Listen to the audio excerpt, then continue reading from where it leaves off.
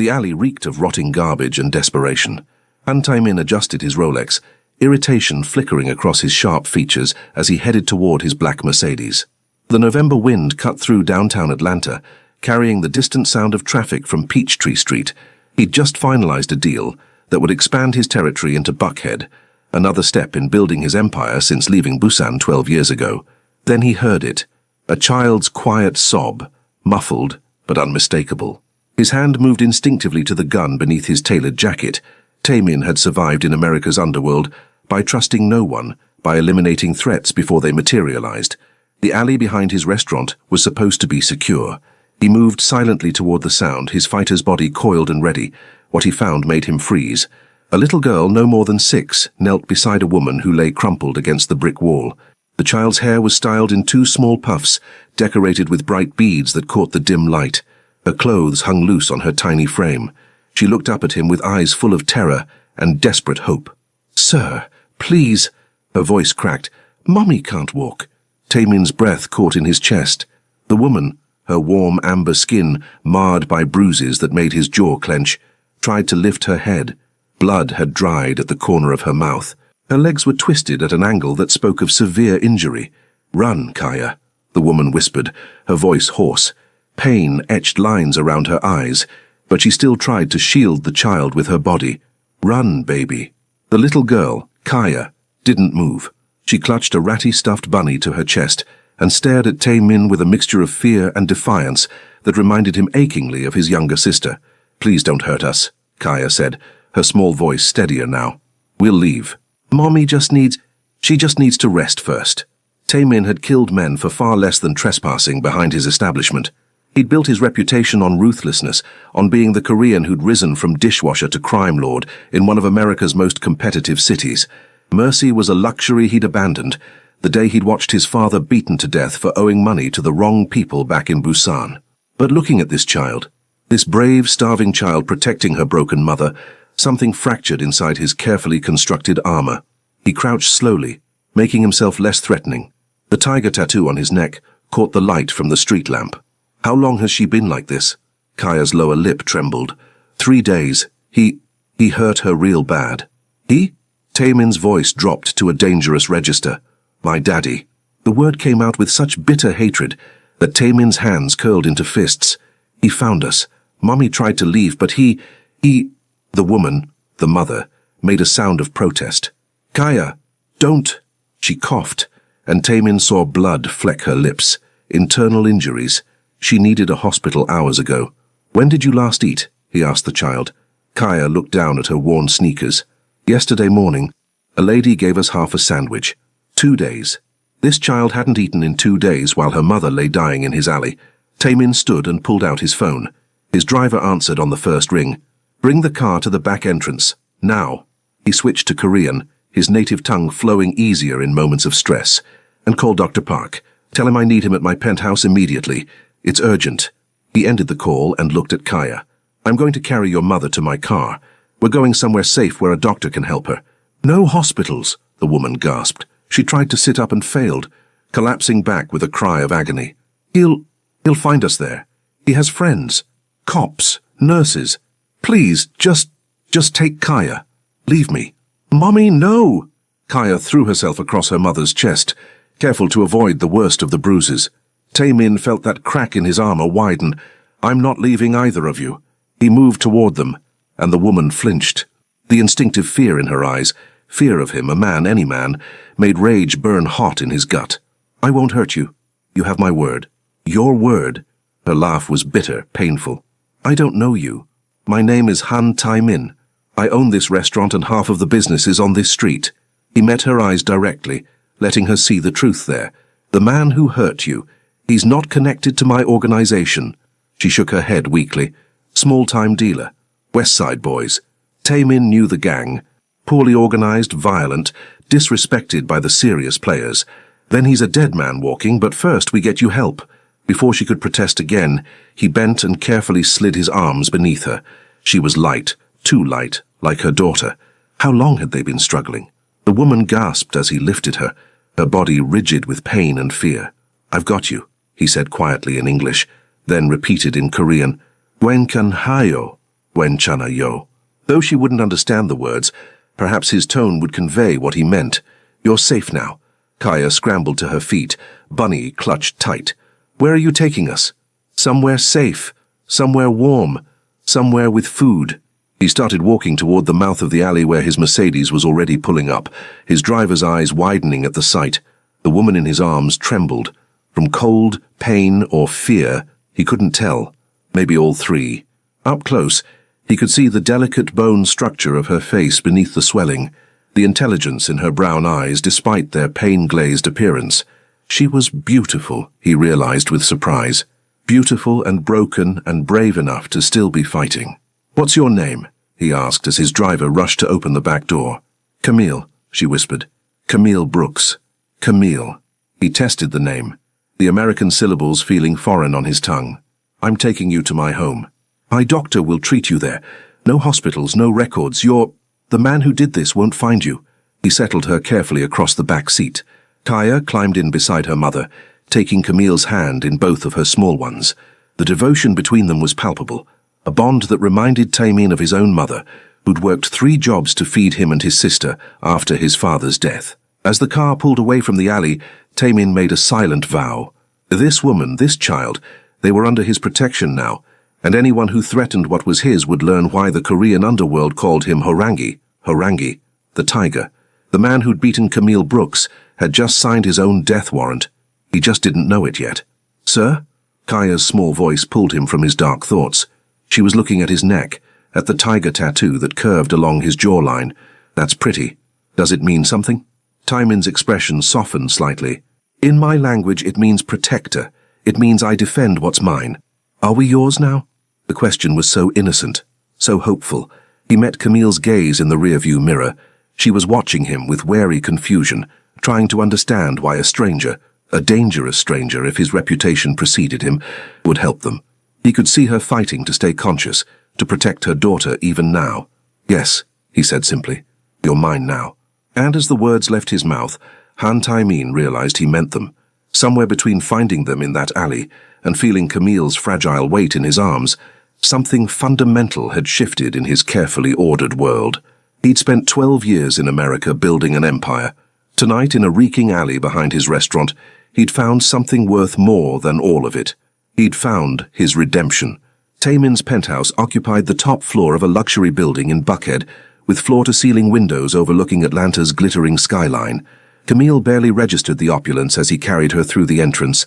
Marble floors, modern Korean art on the walls, furniture that probably cost more than she'd earned in a year of waitressing. Dr. Park, a stern-faced man in his 60s, waited in the living room with his medical bag. He'd been Taemin's personal physician since the early days, treating injuries that couldn't be explained in emergency rooms. His eyes widened slightly at the sight of Camille's battered body, but he asked no questions. Guest bedroom, Taemin instructed, carrying her down a hallway. Kaya followed like a shadow, refusing to leave her mother's side. The room was larger than their entire apartment had been. Taemin laid Camille on the bed with surprising gentleness, for a man whose hands had certainly dealt death.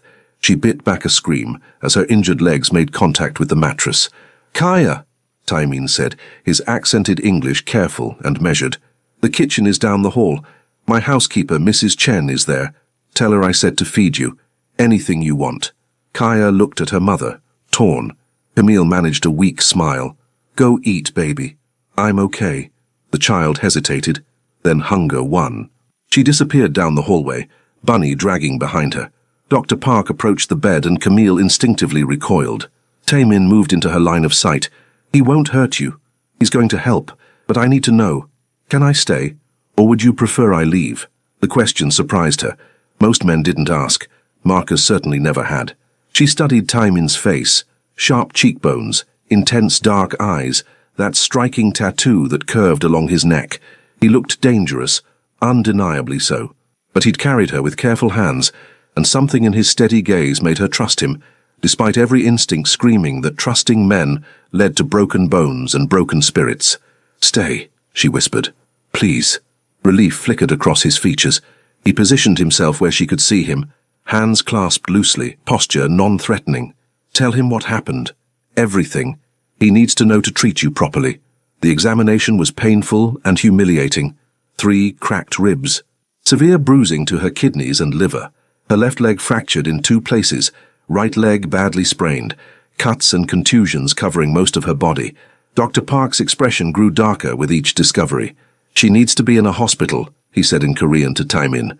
No hospitals, Tae-min replied in the same language. Can you treat her here? Dr. Park sighed. I can set the leg, bind the ribs, prescribe pain medication and antibiotics. But she'll need physical therapy in a few weeks, and there's a risk of complications. Then we'll handle complications as they arise. Do what you can. As the doctor worked, Camille drifted in and out of consciousness. She was vaguely aware of the cast being applied, of needles and bandages, of Tae-min's steady presence anchoring her to consciousness when the pain threatened to pull her under completely. Finally, Dr. Park finished. She needs rest, fluids, and proper nutrition. I'll return tomorrow to check on her. He paused. The child shows signs of malnutrition as well. I know. Tae-min's voice was grim. I'll handle it. After the doctor left, Tae-min brought Kaya back to the room. The little girl's face was transformed. She'd washed, and someone had found her a clean t-shirt that hung to her knees. More importantly, she'd eaten. Camille could see the slight bulge of her stomach, the satisfied exhaustion in her eyes. Mommy, they have Korean fried chicken. Kaya climbed carefully onto the bed, mindful of her mother's injuries. And rice, and these vegetable things that taste sweet and spicy, and Mrs. Chen said I could have ice cream, but I said I wanted to ask you first. Tears pricked Camille's eyes. You can have ice cream, baby, as much as you want. I'll tell Mrs. Chen, Tae-min said quietly. He started to leave, but Camille's voice stopped him. Why? The question came out hoarse. Why are you helping us? What do you want? He turned back, backlit by the hallway light. I want nothing. You owe me nothing. Nobody does something for nothing. Especially not. She gestured weakly at the luxury surrounding them. Especially not someone like you. His expression hardened slightly. Someone like me? Rich, powerful, Korean Mafia. Unless I'm completely wrong about the private doctor and the expensive everything, and the way your driver looked terrified of you. She held his gaze despite her exhaustion. So what's the price? What do you want from me? Silence stretched between them. Kaya looked between them, confused and worried. Finally, Tae-min moved closer to the bed. He pulled a chair over and sat, bringing himself to eye level with her. When I was 8 years old in Busan, I watched my father beaten to death by loan sharks. My mother worked herself sick trying to feed my sister and me. We lived in a room smaller than this bathroom, and some nights we ate nothing but stolen rice. Camille blinked, surprised by the confession. I came to America with nothing, he continued. I washed dishes 18 hours a day. I fought, I clawed, I did things I'm not proud of to survive. And I built this. He gestured at the penthouse. I built power so that no one could ever make me helpless again. That doesn't answer my question. Tonight, I saw my mother in you.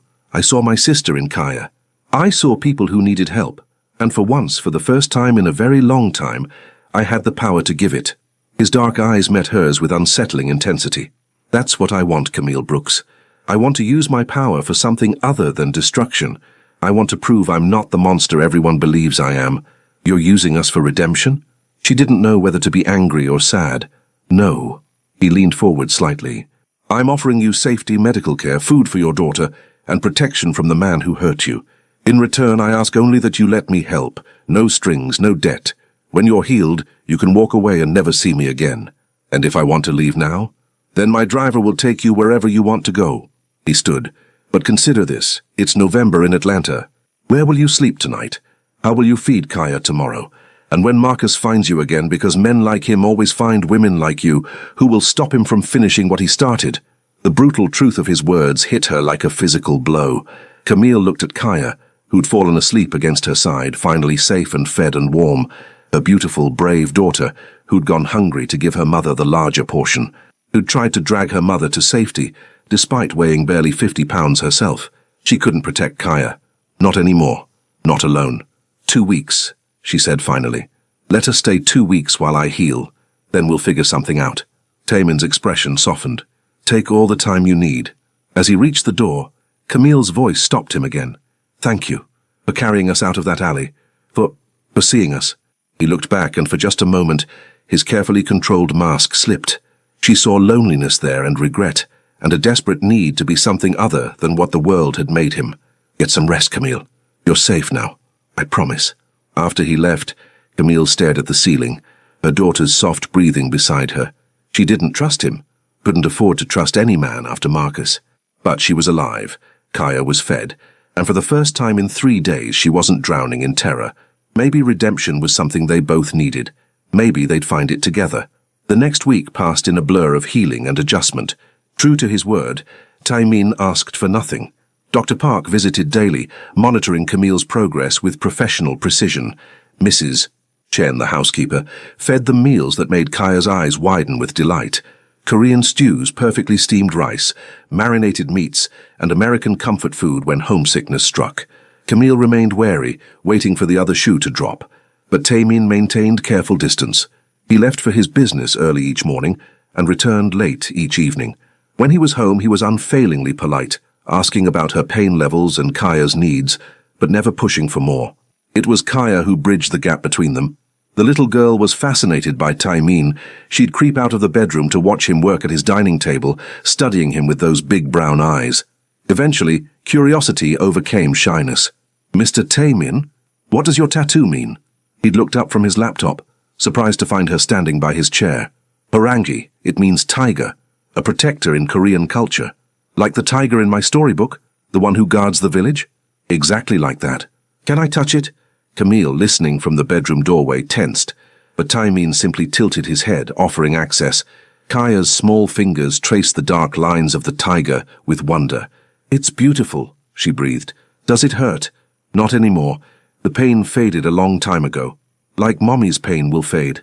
His expression softened in a way Camille was beginning to recognize, the mask cracking to reveal the man beneath. "Yes, little one. Like your mother's pain will fade." By the second week, Camille could stand with support.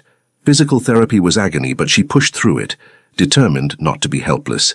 Taimin hired a therapist who came to the penthouse 3 times weekly, and slowly, painfully, strength returned to her legs. One evening, Camille made it to the kitchen on her crutches.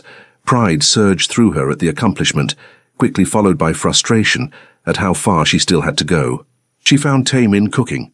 Actually cooking, his expensive shirt sleeves rolled up, his hair falling forward as he focused on the stove. "You cook?" she asked, startled. He glanced up, and something flickered in his eyes when he saw her standing there. Approval? Attraction? It was gone too quickly to identify. "I lived alone for many years before I could afford staff. Kimchi jjigae, kimchi stew, my mother's recipe." The kitchen smelled incredible, spicy, savory, comforting. Camille's stomach growled despite her recent meal. "Sit," he instructed, gesturing to the bar stool. "You shouldn't be standing so long yet." "I'm fine." "Camille." His voice was patient, but firm. "Sit, before you hurt yourself." She wanted to argue on principle, but her legs were already trembling. Swallowing her pride, she maneuvered onto the stool. Taimin ladled stew into a bowl and placed it before her with rice and banchan, small side dishes. "Try it." The first spoonful exploded with flavor, heat and depth and complexity. Camille's eyes widened. "This is amazing." His rare smile appeared, transforming his severe features. "My mother would be pleased to hear that." "Does she live in Atlanta?" "In Duluth with my aunt. She runs a small Korean grocery store." He paused. "She doesn't know about my business. She thinks I own restaurants and import-export companies." "Don't you?" "I do, among other things." They ate in companionable silence. Camille studied him covertly. The precise way he ate, the grace in his movements, the ever-present awareness in his posture. He was always alert, always ready. She recognized it because she'd learned the same vigilance living with Marcus. "Can I ask you something?" she said finally. "Always." "Why haven't you asked about Marcus? About what happened?" Taimin set down his spoon. "I know what happened. I saw the evidence on your body. The details don't matter. They might matter to the police." "The police?" His laugh was bitter. "You think the police care about another black woman beaten by her boyfriend? You think they'll protect you when he comes back?" The casual racism in the system he described so accurately made her chest tight. "So what do I do? Hide here forever?" "No." His eyes met hers, dark and deadly serious. "You let me handle Marcus." "Handle him how? Do you really want to know?" Camille thought about Kaya's nightmares, about the terror in her daughter's eyes when she heard heavy footsteps. She thought about Marcus's hands around her throat, his voice promising he'd kill her if she ever tried to leave again. She thought about the hospital bills she couldn't pay, the apartment she'd lost, The job that had fired her for missing too many shifts. No, she admitted. I don't want to know. I just want him gone. Then he'll be gone. 2 days later, Marcus made his move. Camille was in the living room with Kaya helping her with a coloring book when Tae-min's phone rang. He answered in Korean, his expression darkening with each passing second. When he ended the call, his rage was palpable, a cold, controlled fury that made the air feel dangerous. What is it? Camille asked, her heart hammering. Marcus Johnson found out you're here. He's at my restaurant right now, threatening my staff, demanding I turn you over. Tae-min's voice was ice. He brought 5 of his gang members. They're armed. Terror flooded Camille's system. She grabbed Kaya instinctively. He can't. We have to... Breathe. Tae-min crossed to her, his presence somehow calming despite the lethal energy radiating from him. He's not getting near you or Kaya. Do you understand? He's not getting near you. You don't know Marcus. He's a small-time dealer with a gang of idiots who think they're dangerous because they carry guns and sell drugs to kids. Tae-min's contempt was absolute. I've dealt with real monsters, Camille. Your ex-boyfriend is an annoying insect. He made 3 phone calls in rapid Korean. Within minutes, his driver appeared with 2 other men, both Korean, both radiating the same controlled violence as Tae-min. Stay here, Tae-min instructed Camille. Lock the door. Don't open it for anyone but me or Mrs. Chen. My men will be stationed outside. He looked at Kaya. Be brave, little one. Protect your mother while I'm gone. Kaya nodded solemnly. Will you protect us? Always. He touched her cheek gently, then met Camille's eyes. I'll be back in 2 hours, and when I return, Marcus Johnson will never threaten you again. Tae-min. Camille didn't even know what she wanted to say. Don't go, be careful. Thank you. Don't kill him. Do kill him. Everything tangled in her throat. He understood anyway. I know. Trust me just a little longer. After he left, Camille held Kaya close and waited. The minutes crawled past. She tried to distract her daughter with games and songs, but anxiety clawed at her chest. What was happening at the restaurant? What would Tae-min do? What had she done, letting a crime lord fight her battles? When Tae-min finally returned 3 hours later, his shirt was pristine, his hair perfect, his expression calm. But his knuckles were bruised, and there was blood, not his, on his expensive shoes. It's done, he said simply. Marcus Johnson won't bother you again. None of them will. Is he... She couldn't finish the question. Alive, hospitalized, and very clear on the consequences if he ever speaks your name again. Tae-min's smile was terrifying. I may have also ensured the West Side boys are no longer welcome in Atlanta. They're relocating to Birmingham by week's end.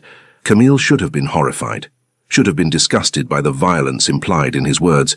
Instead, she felt safe. For the first time since Marcus's fists had connected with her face, she felt truly safe. Thank you, she whispered. Tae-min's expression softened. He crossed to her, stopping just close enough that she could feel his warmth. You're under my protection now. That means something in my world. Everyone knows it now. Your world is dangerous. Yes. I should take Kaya and leave. Start over somewhere else. You should.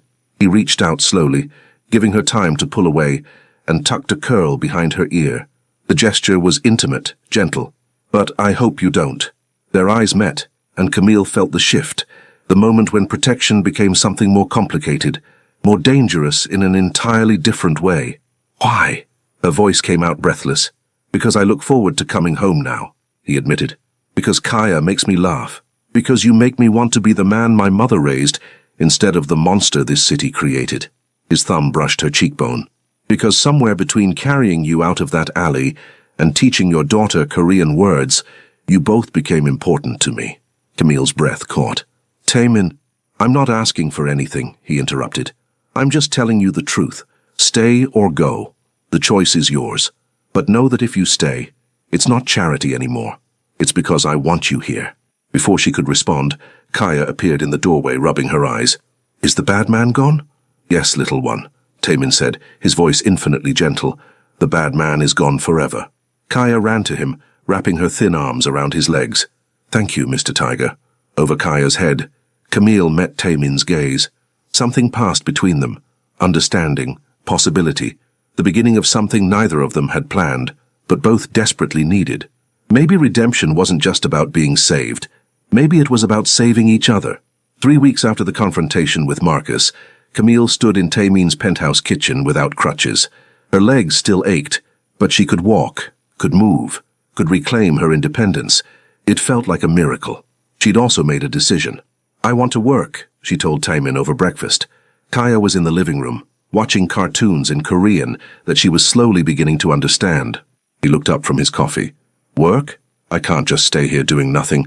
You've given us so much, but I need to contribute, to feel useful." She lifted her chin. "I'm a good waitress. I know you own the restaurant downstairs. Let me work there. Your legs are healing. The physical therapist says I'm progressing faster than expected. I'm strong, Taemin. Let me prove it." Something flickered in his expression. Respect, maybe, or desire. She'd noticed his eyes on her more often lately. Noticed the way he found excuses to be near her.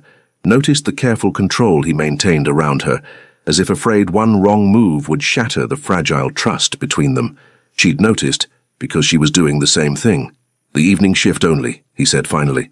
4 hours maximum. And you stop the moment it becomes too much." Relief flooded her. "Thank you. And Camille?" His dark eyes held hers. "You're not doing this to repay me. You're doing this because you want to. Understand the difference." "I understand." Working at Taemin's upscale Korean BBQ restaurant was nothing like the greasy diner where she'd waitressed before Marcus. The clientele was wealthy, the food exquisite, the atmosphere sophisticated. The staff, a mix of Korean and other ethnicities, treated her with careful respect once they understood she was under the boss's protection.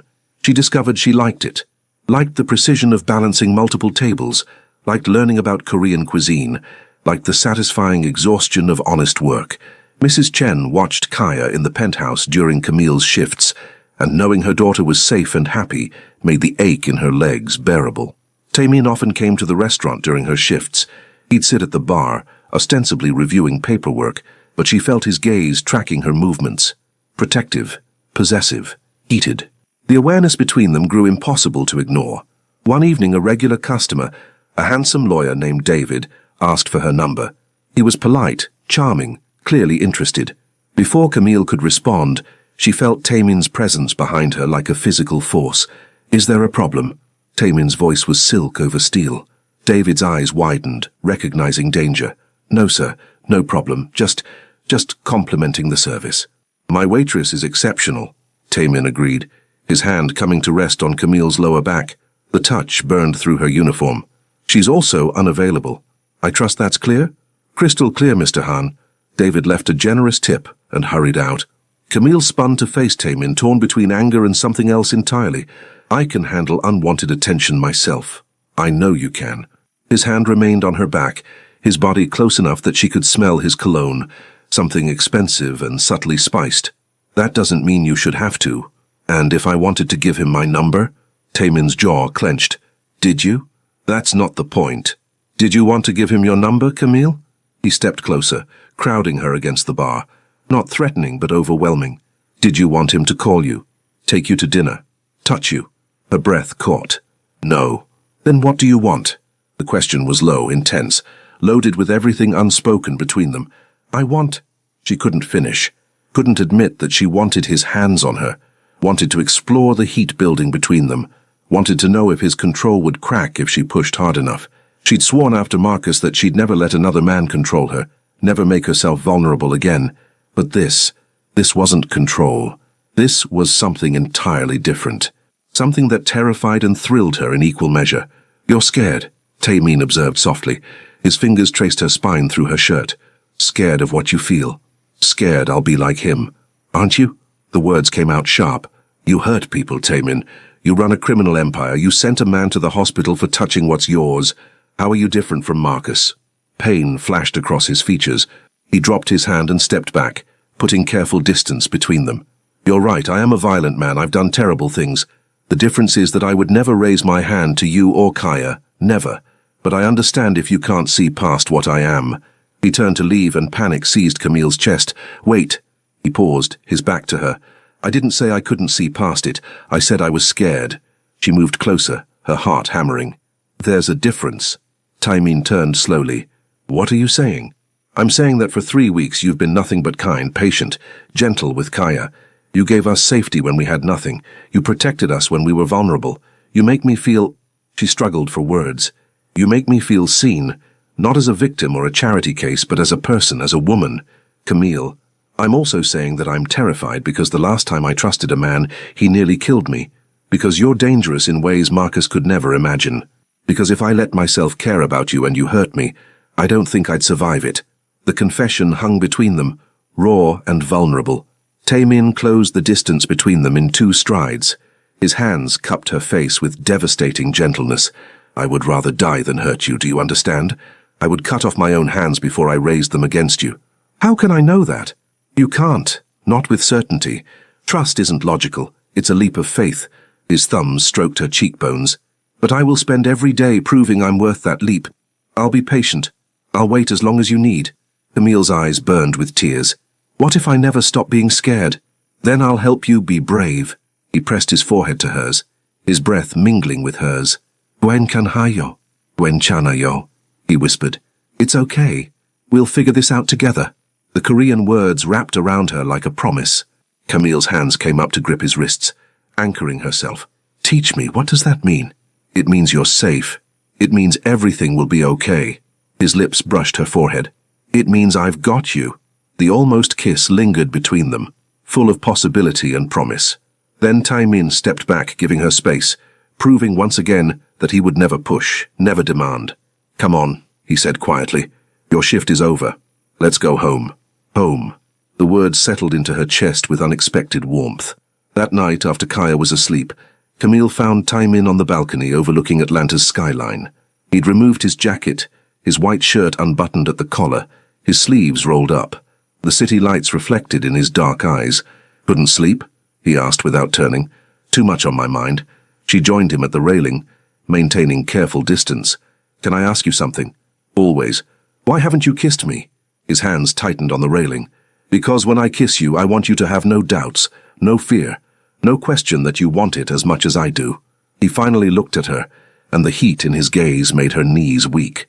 When I kiss you, Camille Brooks, I want it to be because you chose me, not because I protected you, not because you're grateful, but because you want me. And if I already want you. The admission escaped before she could stop it. Taemin's eyes darkened. Do you?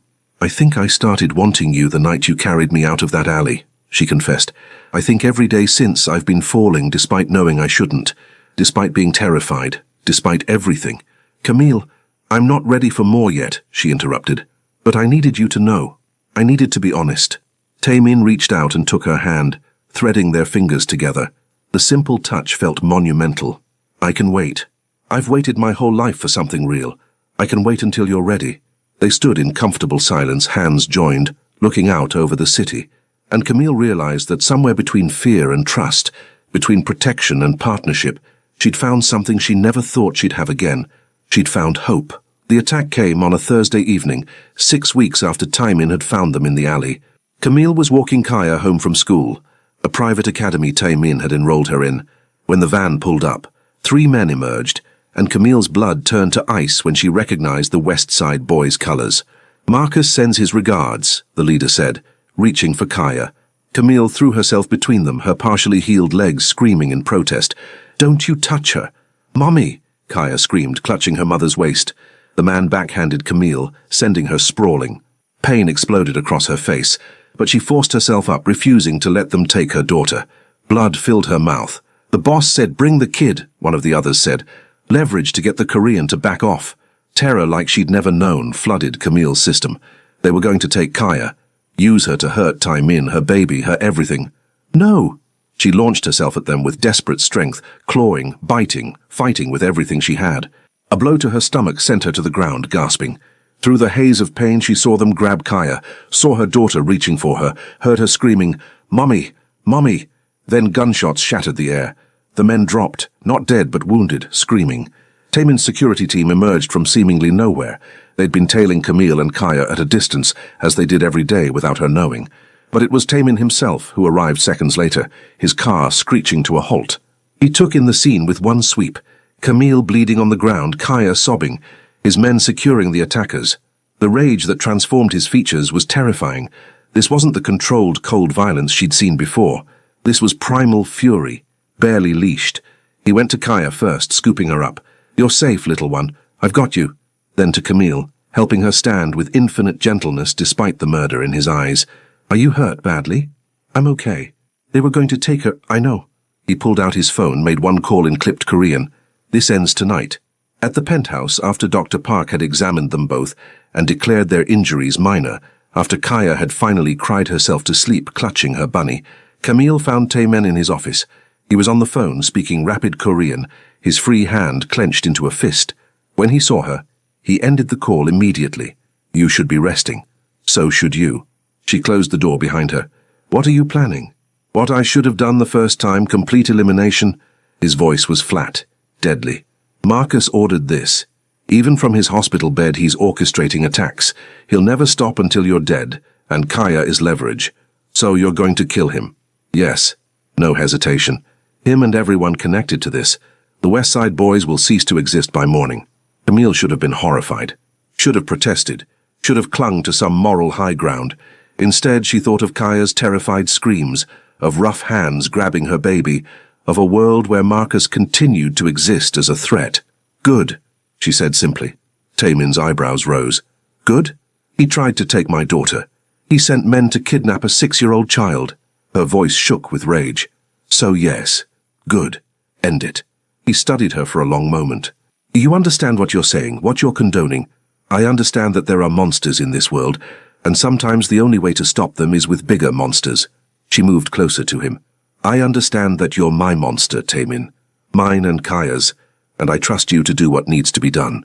Camille, I also understand that I'm done being afraid.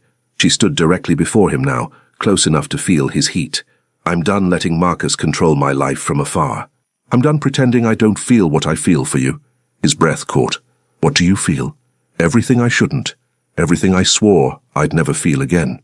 Her hands came up to frame his face, her thumbs tracing his sharp cheekbones. I feel safe with you. I feel seen. I feel like myself again, strong and capable and worthy. She rose on her toes. And I feel desire. I thought Marcus had killed in me. Camille, you're emotional right now. The attack made me realize life is too short and too precious to waste being afraid. Her lips brushed his jaw. I want you, Taemin. I'm choosing you. Is that clear enough? His control shattered. His hands gripped her waist, pulling her flush against him. You're sure? Because once I kiss you, once I claim you, I won't let you go. You understand? You'll be mine, truly mine, and I protect what's mine with everything I am. Then kiss me, she breathed. Make me yours. Taemin's mouth crashed onto hers with desperate intensity. The kiss was consuming, demanding, filled with weeks of restrained desire finally unleashed. His hands tangled in her natural curls, gently, reverently, as if touching something precious. Her arms wrapped around his neck, pulling him closer, needing more. He kissed her like she was air, and he was drowning, like she was the answer to every question he'd never known to ask. When his tongue traced her lower lip, she opened for him with a soft moan that made him groan in response. 처음으로 뭔가 좋은 일이 생겼어. 처음으로 뭔가 좋은 일이 생겼어, he whispered against her lips, then translated, For the first time something good happened to me. You're good, she insisted, kissing him again. You saved us. You protected us. You're the best man I've ever known. They kissed until breathing became necessary, until the desire between them reached a fever pitch that demanded more than kissing could satisfy. Taemin pulled back with visible effort, his chest heaving, his eyes dark with want. I need to finish this first, he said roughly. I need to eliminate every threat to you and Kaya. Then, he kissed her again, softer this time, full of promise. Then I'm going to spend the rest of my life proving I'm worthy of you. You already are. Not yet. But I will be. He pressed his forehead to hers. Wait for me. Can you do that? Always. He left an hour later with his most trusted men. Camille watched from the balcony as his car disappeared into Atlanta's neon-lit streets. She should have been worried, should have been afraid for him. Instead, she felt certain that he would return, certain that he would end the threat, certain that this dangerous, violent, gentle man was exactly who she and Kaya needed. When he returned at dawn, blood on his clothes but victory in his eyes, she was waiting. He came to her without words, and she kissed him with everything she felt, gratitude, desire, trust, and something deeper that she wasn't quite ready to name. It's done, he said against her lips. Marcus is dead. His gang is scattered. No one will ever threaten you again. I know. I killed him, Camille. Killed him with my own hands. I know, she repeated. Thank you for protecting us. His arms tightened around her. I love you, he confessed in a rush. Sarangi, Sarangi. I love you and Kaya. You're my family now. My purpose. My redemption. Tears spilled down Camille's cheeks. I love you too.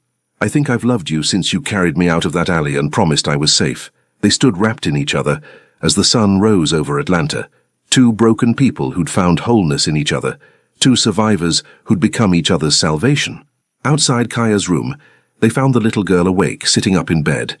Is the bad man really gone? She asked. Taemin entered and knelt beside her bed. He's really gone, little one. Forever. Kaya studied him with those wise eyes. You killed him, didn't you? Camille started to protest, but Taemin stopped her. Yes, I did. To keep you and your mother safe. Good. Kaya threw her arms around his neck. Does this mean you can be my daddy now? My real daddy?